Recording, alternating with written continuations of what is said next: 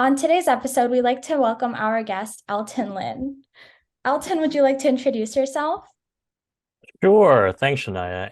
My name is Elton Lin. I am the CEO and founder of Comet and also the CEO and founder of ILUMIN Education. I have been a part of the college advising process for over 12 years, have worked with thousands of students, have seen students gain admission to every top 50 university in the United States, and excited really to come alongside and share a little bit about what it means to choose a college major, which is super important, both especially for how students navigate their future, but also as it relates to the college admissions process as well. Okay, awesome. I'm so excited to learn more about choosing a major today and pick your brain. I'd like to first understand, like, what are some of the basics? Like, what do you think that a major is, and what is the significance of having to, determine one when you're going to college? Yeah, a college major helps focus your area of study at wherever you're intending to go. And so maybe a common route for some students is to, study computer science or to study biology or to study English. And in most universities, you're taking some basic general education courses that cover a wide range of topics, but you're going to focus anywhere between 50 to 70% of your core curriculum on your major related subjects. And so that's why they call it a major, because it's major as it relates to the curriculum. In most cases, being able to have a degree in a particular area then signals to hiring managers or companies that you have a degree of mastery in that area. I think now, like nowadays, especially a lot of people alongside their major and the main thing that they're studying, a lot of people and students are also pursuing a minor. So what do you think about, taking a couple of additional classes and maybe a subject that is similar to your major or maybe even entirely different from it and pursuing a minor in something? How do you feel that might help people or put them at a disadvantage? Yeah, I think it would help a lot. And let me first define what a major and a minor is. So if a major is the course of study that in most cases dominates the type of classes you end up taking when you're in college, a minor is a sort of a to a less degree smaller amount of classes to where it gives you some space to explore a particular topic and use it as a complementary study area for whatever it is. So you might hear students who are majoring in computer science and then minoring in French, and maybe they want to do computer science in France. Maybe that's something you might want to do, Shanaya. But that's oftentimes how majors and minors work. And you can major and minor in almost anything. It just depends on if the school has a program for a minor. But generally speaking, you can go in almost any direction. Yeah, that definitely makes sense. I personally wanted to major in computer science with a minor in business, but unfortunately, UC Santa Cruz doesn't offer minors in business. So you only have the option of double majoring it. And kind of leading into that, what do you think about like, doing a double major? I know with a minor, it's like sometimes 5 to 10 classes or so to get that minor. But what happens if you want to pursue a second major on top of your first one, or maybe even triple major? I mean, I think if you can stomach a triple major and and go for it, I mean, you should go for it. I mean, I always feel like once you're in college, do as much as you can to learn and learn as many things as you can. And I always feel like this is where once you leave college, you gotta go work and do stuff and make ends meet and pay for rent and do other adulting type things. So when you're in school, go for it. So my thing is, if you can do the double major, but think about with a double major, and there's different unit requirements for different schools, but let's just say, on average, a full degree program at any given school is like 100 credits, and you need to fulfill 100 credits in order to graduate. If you double major, you're almost adding on somewhere between 50 and 60 credits on top of that. So the question of like, what's the pros of doing a double major is that you get to learn two different sets of things. The cons is that you might need to stay in school for 1 or 2 more years. So unless Shania, you're gonna like take like a boatload of classes over the summer and try to get it all done and basically live like a hermit and not talk to your friends and not hang out.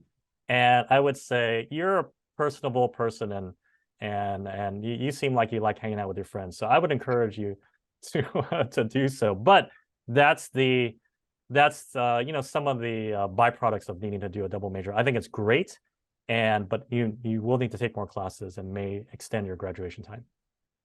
Definitely, yeah, that totally makes sense. And how do you think, every individual person is different and it's always a lot to take into account what you're majoring in. And again, the extracurricular activities you might be doing outside of your classes, what your social life might be looking like. How would you kind of encourage people to assess maybe what they want to study? And how do you figure out with the hundreds of options available, what is something that I can study and pursue long term? Yeah, that's a great question, Shanaya. I do feel like, and if I can encourage students who are listening out there, I think the reality is that it is an evolving discovery, right? So I feel like I know more about what I'm good at right now.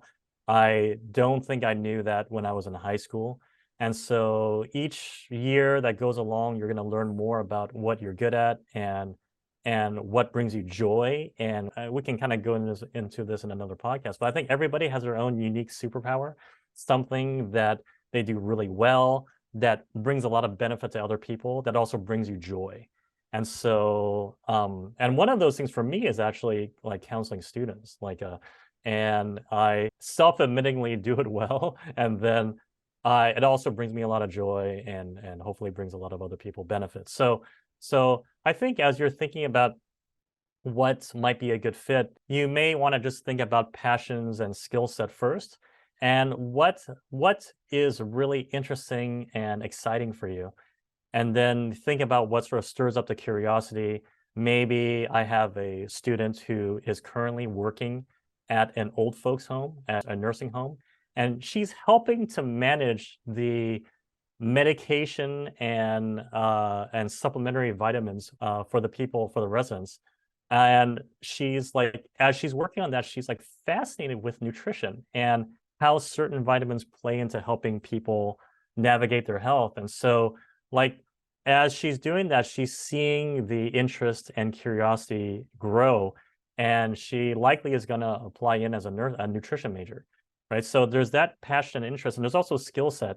Like maybe skill set is like, what are things you do well, and maybe the common thing might be that maybe you really are fascinated with engineering, but maybe math is not the strongest area of skill sets. So, and it's not to say that you should not do engineering if you're not as strong as you'd like to be in math, but you should also be mindful that if you're going to go into engineering, you're going to have to do a lot of math, and will you be able to manage multiple years of calculus, linear algebra, differential equations, and kind of get into it over the course of those few years in college.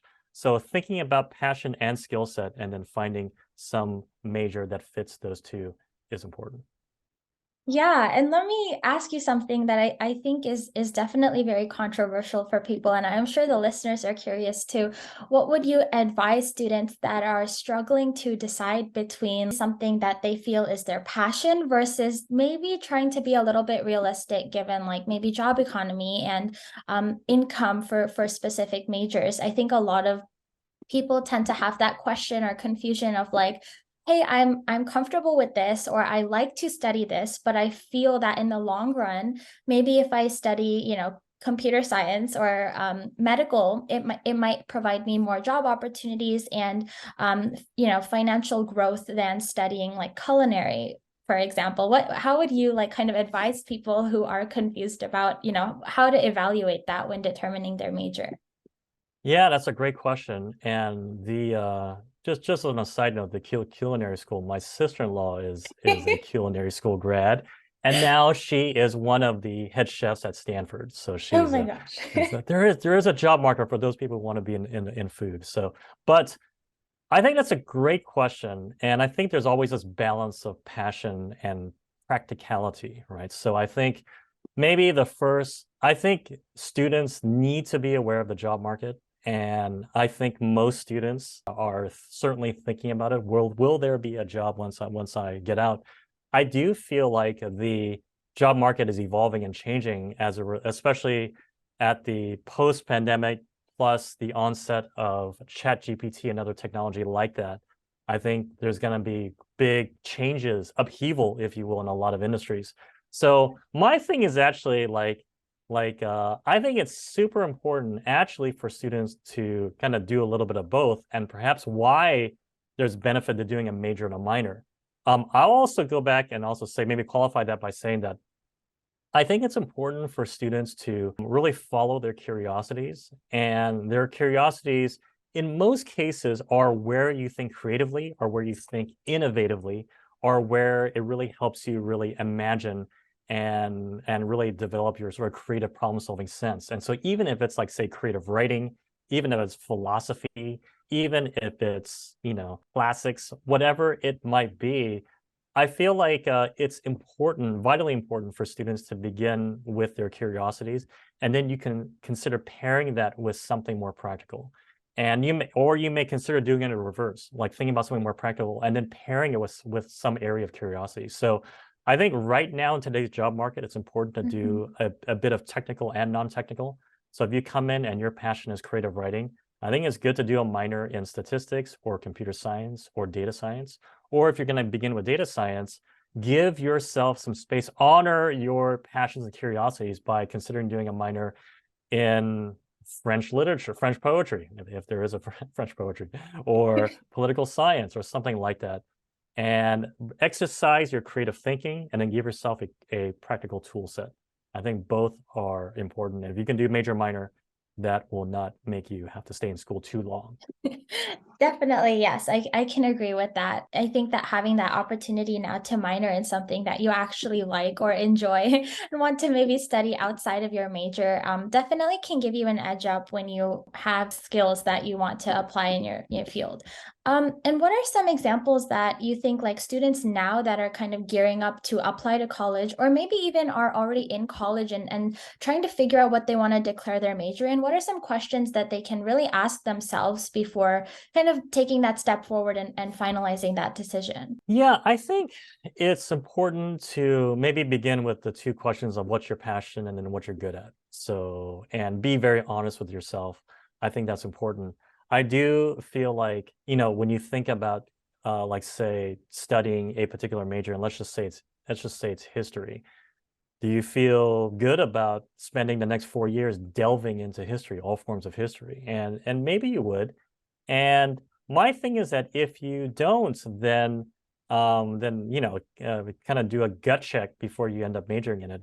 But I also want to, this is not the answer to your question, but I also want to qualify by saying that like 30% of students change majors. So it's totally fine. Like if you don't have it all figured out right now, it's by far not the end of the world. And in most cases, you're doing your general education courses your first year or year and a half anyways. So it's not like you've lost a ton of time. So if you end up changing majors, like maybe in your first or maybe in your second year, like it's okay. So don't feel like it all depends on this decision. But certainly as it relates to, some other questions you should ask, I think you should also ask the people around you. So maybe ask your favorite teacher, like who's observed you and perhaps knows your personality, knows what you're good at, like what might be a good fit major that he or she might suggest. Maybe you might ask family members or close adult friends who see you a lot, and maybe they've seen you grown up and they can provide some input on what might be a good fit area of study for you. And then certainly ask your college counselor, who might also like understand, maybe your context, maybe from your particular school, there's a lot of students who go into this particular field and they might have a better understanding of your environment. So asking people around you and getting their input on what might be a good fit would be super important too. Yeah, and Actually, let me ask you, Shanaya, how did you come up and decide to major in computer science? So I think like realistically, if I'm being like fully honest, and I'm also happy with this decision, but I think like I was in sixth grade and my mom came up to me and she was like, "You're going to major in computer science." So I was like, okay, like I'm going to major in computer science. And I think like I would think also in, some other like cultures and maybe households, kind of like the parents or people in your family have like a strong influence on what you might end up like studying or pursuing. My dad himself is like an engineer. He has his own company now. So I've kind of like seen him also work in the field of software. And I think I kind of like, by the time I was in high school, like I wrapped my head around like, okay, this is something I'm going to study. Also because I couldn't really figure out personally what I wanted to do. And I think that, so when my parents told me like you're going to study this, I kind of just took it, versus I think if I had explored more options myself and understood what I maybe also liked, I might have ended up choosing a different path. And I might end up minoring in something as well. And I think that also kind of leads me into asking, like, what do you think about going in as an undeclared major? If you're not sure like what you want to do, a lot of people feel this pressure in high school that like I need to figure out what I'm studying and I need to know like what I want to do, which can be very like confusing and difficult when you're like 16 years old or 17 to try and figure out a major that you think you have to stick with the rest of your, college career and then pursue something. And so how do you feel about like going in undeclared? Do you think that is a better alternative? Do you think you should maybe just pick a major and then change it rather than starting off undeclared? How do you feel about that? Yeah, that's a great question. I personally think going in undeclared is fine. And the reality is that if you look at most liberal arts colleges, including most of the Ivy Leagues, they are assuming you're coming in undeclared. You can declare an interest on your application, but a school like Stanford, Harvard, you actually don't need to formally declare your major until the end of your second year. So they're assuming you're coming in undeclared, and they want you to explore. So I think going in undeclared is totally fine. And what it does is that like you're given now an array of different courses for you to take. And I oftentimes feel like students also end up like once you get to college and you know you're undeclared and you know you need to decide in 2 years, you're going to start kind of hustling a little bit to, okay, maybe I need to explore this. Maybe I need to talk to this person. There is a certain sense of pressure that I think is a positive pressure that will help students over the course of those 2 years really figure it out. So I think it's fantastic. I will say that I don't think it has as much impact on college admissions as I think some people think. Now we can get into that maybe in another. I don't know if we're going to want to get into that in another part of this conversation, but I do feel like most admissions officers understand that how is somebody at 17 years old supposed to have like every option figured out with regards to their future? So there is some understanding that you're picking a major or you may want to come in undeclared. And even if you write it in your essay that I have all these different interests and I really want to give my time to really explore these other areas, that's a very endearing story. And that's a story that I think admissions officers would really understand and really gravitate towards. Yes, I like that this student is like interested in all these things, but doesn't want to quite make a decision, but is intent on wanting to explore all these different areas. And I read like a really like outstanding Johns Hopkins essay on why undeclared is the best for that person is the best route, is because Yeah. the curious mind needs space to roam. And so and it was a really impressive essay. So I would say undeclared, no problem with me. Okay, awesome. I'm glad to hear that. I actually have one of my best friends in college. She started out this freshman year also going in undeclared and then ultimately like taking like a couple of different GEs and kind of going on like her experience like in her childhood. She ended up deciding to major in environmental science. So I also agree that I think kind of coming in undeclared, maybe taking some of the different like GEs available to you and other like elective courses can help you figure out like what you are passionate about or doing well in. Because I think taking those classes in college is so different than when you're in high school and you do like an activity or a class on it. I think once you actually get into college, you get this opportunity to really talk with professors in different fields, which also helps kind of like influence your understanding of the subjects you're studying and what the career can look like after that. Um, What do you think about there being a lot of different colleges, a lot of which have like the same majors, and then, different colleges have some different majors. So I think there's also been a lot of talk, especially like as someone majoring in computer science, I've always been curious, like how much do you think that it matters the major you're in versus the college you're going to? So a lot of people say like if you do computer science at like Carnegie Mellon or Stanford or MIT, maybe you're kind of like immediately guaranteed a really good job versus maybe if you're studying computer science at like a state level school with maybe a higher acceptance rate. And then I've also heard other people say that, regardless of the college you go to, what matters is just what you're majoring in and the opportunities you're getting in that college experience. So how do you think people can really decide not only what they want to major in, but the college that they want that specific major in? Yeah, that's a good question. I would perhaps throw this out as something to think about is that I think when you start looking at the job data, and you can go onto payscale.com and take a look at what some of the average salaries are. So I'll say this, right now, it makes more of a difference what you major in than necessarily exactly what school you go to. And that conversation is very like major specific. So like if you're in engineering, and let's even focus on computer science, you can argue that it almost doesn't matter what school you go to, as long as you come out with an accredited computer science degree, electrical engineering degree, software engineering degree, you're going to more than likely find a job before you graduate from college. The job market is robust. If you look through people who work at Google, I have a friend of mine who graduated from the University of Kentucky and has been working at Google for most of the duration of his professional life. And and no shade on University of Kentucky, Kentucky Wildcats basketball, fantastic, all that stuff. But it almost doesn't matter. And if you come out with a degree, you're going to be in good shape. Where other majors, it may help to have the network that's built into that school. So there is a little bit of data to where like where you go and study business is important.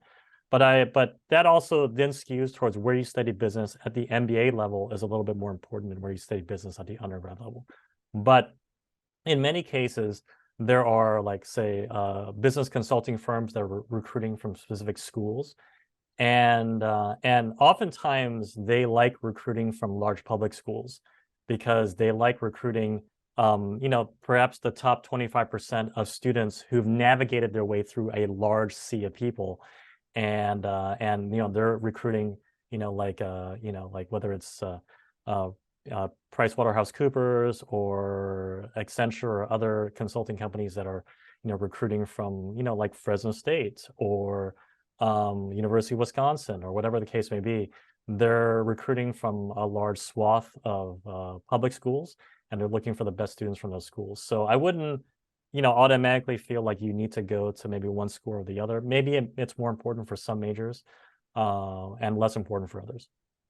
Yeah, okay, that makes sense. And like you mentioned, payskill.com, what do you think might be some other resources that students can use to explore like the different major options they have? Like, do you know of any maybe websites or college catalogs or how to get in contact with like a college advisor or alumni from, a specific university? Yeah, I mean, you can maybe one site to begin is you can take any number of career sites, but you can actually take a personality test on truity.com, and they will provide some like basic suggestions for careers and majors. So if you just take the standard, I think the Myers-Briggs test on Truity, you'll go finish it off, and they'll provide some like ideal careers. You also see some other people who might be a good fit for those careers, celebrities and stuff like that. So that's a good place. You can on any other random site also find some other career tests, and I think that's a good place to start. You can go on the College Board, and there is this monster encyclopedia of different majors that you can then just thumb through, click through, and just explore and read up more and understand what type of skill sets are necessary for certain majors and careers. And then I don't want to forget Comet. I'm the CEO of Comet, so I don't want to have a shameless plug, but certainly you can go on to Comet, take our college major quiz, and we match you with the top 3 best fit major categories so that you can then explore more onto the site and then also explore careers that fit underneath each major and see what might be a good fit. I don't think any student needs to figure out their entire life trajectory right now.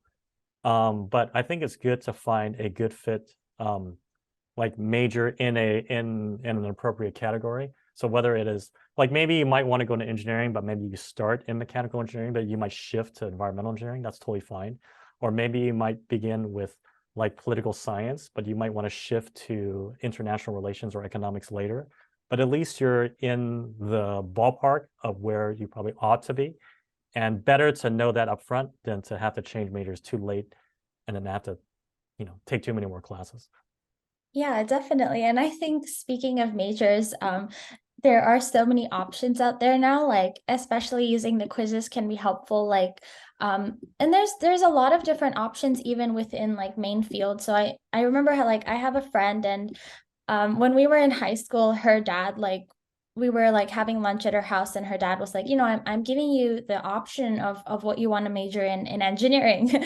So I'm going to give you like you have the option like you can do chemical engineering, electrical, mechanical, like he was like I'm being a good dad, like I'm giving you a lot of options here. I'm not going to tell you which engineering. You can pick whichever one, that you like most. So I think that it's interesting to think about like all of the different majors available to people. And I remember like myself when I was applying, I remember going through like the University of California, like the applications, and you have to click like your first major, and then some colleges give you the opportunity to pick your alternate major. And there was so many options that I went in like thinking like I'm going to do computer science. And I remember like it actually took me a long time to find like what I wanted because I was getting distracted and like finding all these, like some colleges, they have computer science and then they have computer science and mathematics, computer science and business. So there's definitely a lot of options. And what do you think like some key factors might be for people to consider when they're comparing all the different, majors available to them and maybe what they want to study?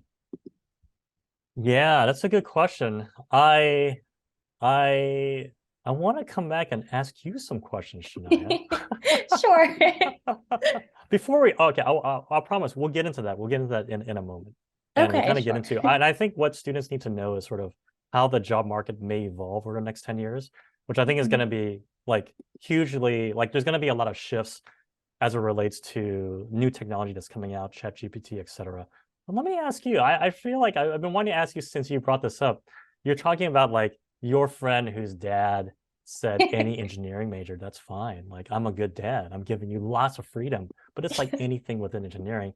And your mom came to you and made a graceful declaration in 6th grade. You're going to study computer science. So let me ask you, like, is it reassuring to kind of like have that decided for you? How did you feel? Like, what was your experience with that? I think that it, in a sense, was reassuring because it was like I kind of like had it decided for me, which I think kind of made it easier for me to decide what I wanted to do. My friend, even though her dad like gave her those options of engineering, she ended up like ultimately, majoring in English. So she like really like was passionate about something and she put her foot down, and she's like a very, talented writer and planning to actually like go into law now. So I think for anyone that really does kind of know what they're doing or want to figure that out, there's a lot of like great opportunities in high school and then in college to figure it out. Um, I think for me also, like I do remember having times, and I still do, where I'm like a little bit frustrated with what I'm majoring in, like depending on the classes, especially like a lot of classes, I think I have that problem sometimes. There's like primarily like males in some of the like, higher level like calculus or computer science classes I'm in. So sometimes I get like frustrated with that. But ultimately I did end up finding that I'm enjoying like the problem solving aspect of computer science, and especially like the ethical part too, about like understanding like how these big companies work and how they're taking like data from different, devices and platforms. And I think like I think that even though the aspect of maybe CS was a little bit decided for me, college has given me that chance to be like, okay, I'm really enjoying like the medical part of technology and the ethical part of it. And now I'm like thinking of things specifically maybe in those like niches that I want to explore more in college and after. But yeah, I hope that answered your question. No, I think everybody, and I think what your story kind of highlights is that everybody comes in maybe at a different point or a different perspective. And I'm sure you're not the only student whose parents had some strong opinions on what you would study. And maybe there's other, I'm sure there are students whose parents have actually no opinion or no strong opinion. And there's a lot of indecision, right? So there's everything in between. And how does everybody make the right decision for themselves and then move forward? And you're finding your own space, your own way to really kind of make it your own. And that's what I like hearing as well. So, Yeah, all right. and I think I try to like give credit, I think also because like with a lot of parents here too, I think like when they're making that decision on like in their perspective, it's like what they feel is best for their kid. So like my mom and dad, when they like moved from India, they both came with like two suitcases each and kind of had to like really build their way up. So I think in my mom's head, it was like, okay, like I'm trying to encourage my kid to go into a major or field that I feel like will be able to provide for them and, give them like resources that I want them to be able to like have and enjoy. So I think like that is kind of where it comes from, but it's really nice in college. You get to like explore a lot of different things and add on to like what you want to study or change it, as you need. But yeah. Uh, So sorry, go ahead. no, I was just gonna say this is no shade to Shania's parents if they're listening to this podcast episode. And I think I appreciate that you're understanding that's their journey. Their journey as immigrants. They came and was really to provide a better opportunity for the family as a whole. And so how might they advise their children the best they can to really set up a good life for them for the long term. So thanks, Shania's mom and dad. Yes. If they're Um, listening. yeah, hopefully So they are. Anyway, so hopefully they are. hopefully they do. But yes, so kind of coming back to, some key factors that others might want to consider when they're comparing majors, like outside of maybe what their mom has, recommended to them, what would you suggest are some things to take into account? Yeah, I think I'll come back to the topic that I want to talk about, which is the sort of evolving job market over the course of the next 10 years. And I Mhm. think there's going to be some crazy stuff happening. I think, as simple as ChatGPT can now code for you. I mean, I think especially you, Shania, I can imagine you and your classmates have been using some form of technology. You don't need to admit it Yeah. publicly. I just assume your classmates, not you, have been using some form of, generative AI technology to supplement your homework completion, perhaps. And so my thing is like there's going to be less of a need for, some of those sort of basic roles that are present in every industry. So it's not just in software development. It's like, say, we're talking about like legal documents that are generated on the outset to then get crafted. It can be done by ChatGPT. So ChatGPT, Google Bard, whatever technology that's out there is going to change every industry. So what might be some ways to give yourself, the added advantage to be ready for how all these different industries are going to change? So I'll go back to the technical, non-technical, major, and minor.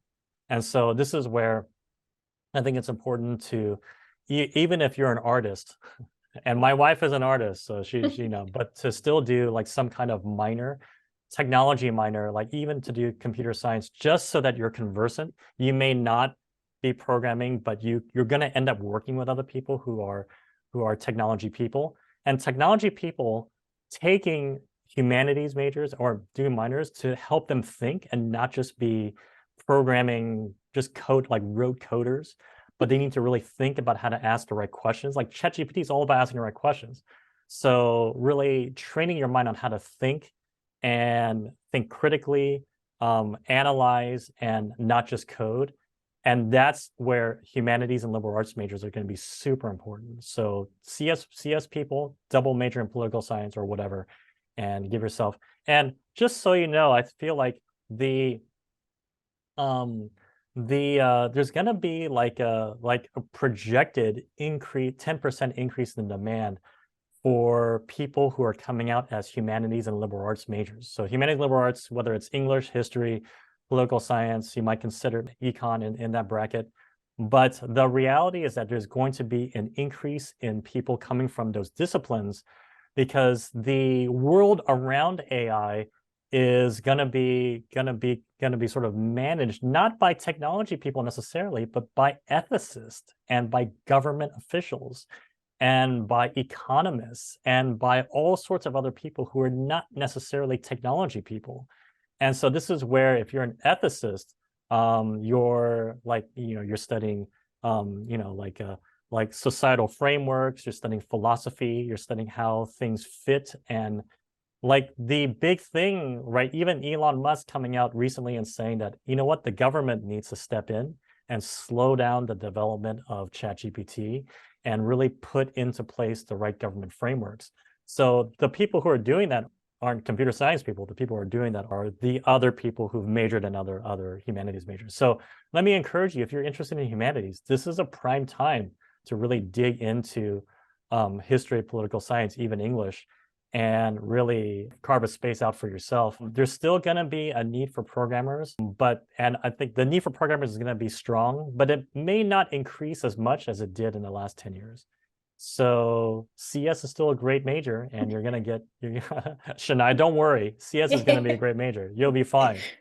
But I think the growth, it'll be steady growth and not astronomical growth as it was in the last maybe 10 or 15 years.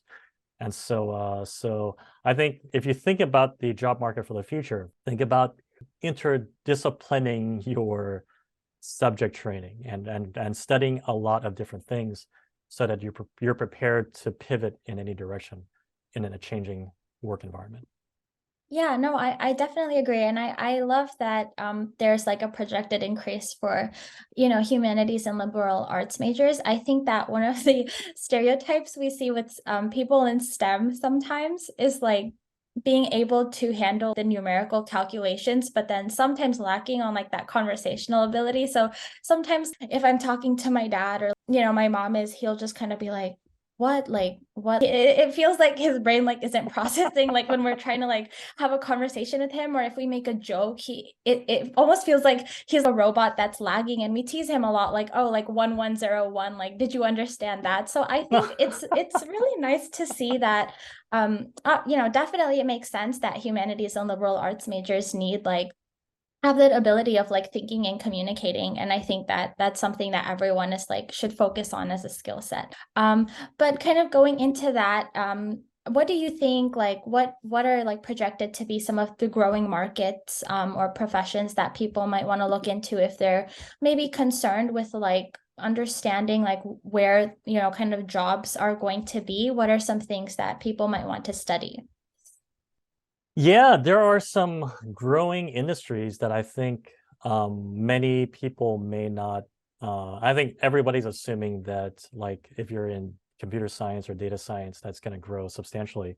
That's going to continue to grow. So if you're looking at bioinformatics, data science, cognitive science, computer science, I think you're in good shape for the foreseeable future. But other really hot industries include almost all of healthcare.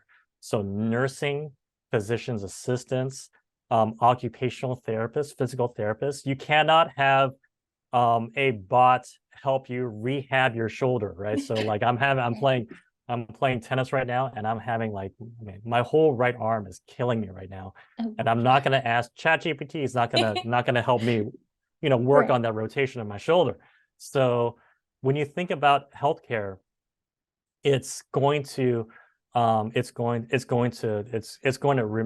just remain steady, but actually grow.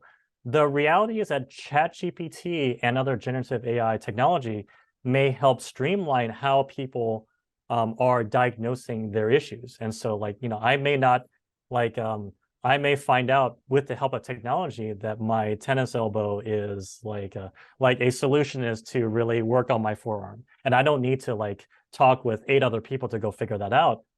If so, then me going to somebody to help me solve that problem, I may go to that more quickly. And so there is this anticipation that healthcare, which is already strong, is also going to explode as far as the job market and the need for an array of different types of health professionals. So if you're going into any kind of like nursing or therapy, you're in great shape.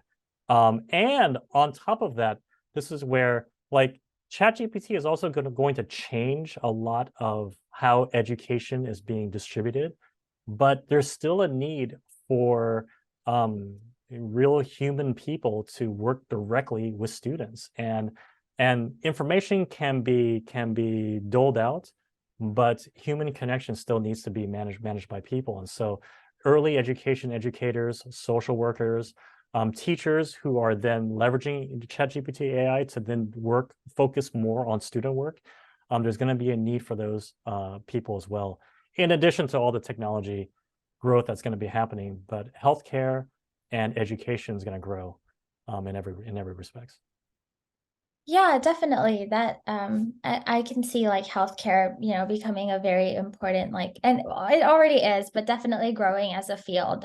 It's definitely something that we need people to be actively working in rather than having robots. So totally makes sense. And I think as we're kind of wrapping this up, like, I wanted to ask you, like, especially for anyone that's listening, what is some advice you might have on how to confidently, choose a major, or at least approach the topic of choosing a major? Maybe, someone feels most confident applying to college as undeclared, like they feel that is, where their confidence is, like I need that, complete open space to kind of go into college and figure it out. But how do you think people can just kind of confidently approach that subject, right, rather than feeling that like the decision I make right now at 17 can carry me through my career for the next, 50 years?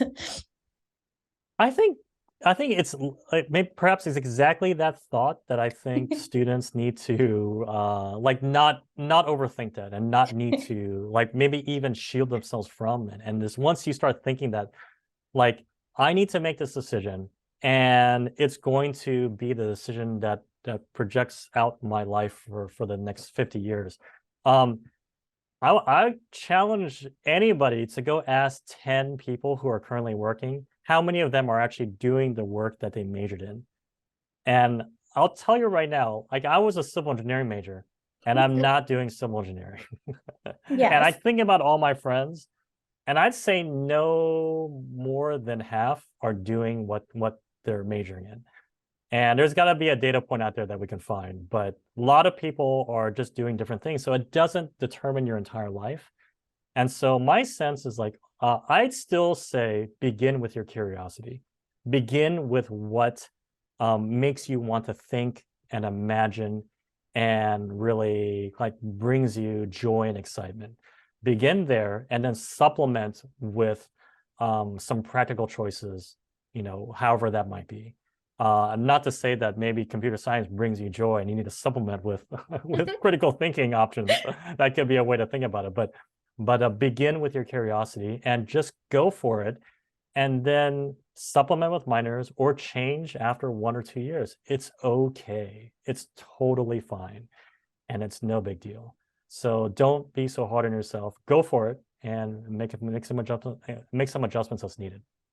Yes, definitely. And I think kind of adding on to the like that data point you were mentioning, I think I have like read there is like research that nowadays people are changing their careers like 2 to 3 times throughout the course of their lifetime. So I think that's like something very interesting to think about. And I think like I myself like have thought like maybe after like a decade or two of doing computer science, maybe I want to go into like teaching elementary schoolers or becoming like a chef or something. So I think that, approaching that like the whole concept of like careers and studying like in college, I think with that like adaptability and being open-minded is definitely some great advice.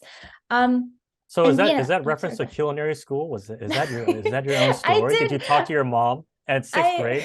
I want to go to culinary school, Mom. Like I have always wanted to become a teacher, I think, like work with little kids. And so that's why sometimes I like to like tutor on the side. I really want to like work with like preschoolers or like early elementary school.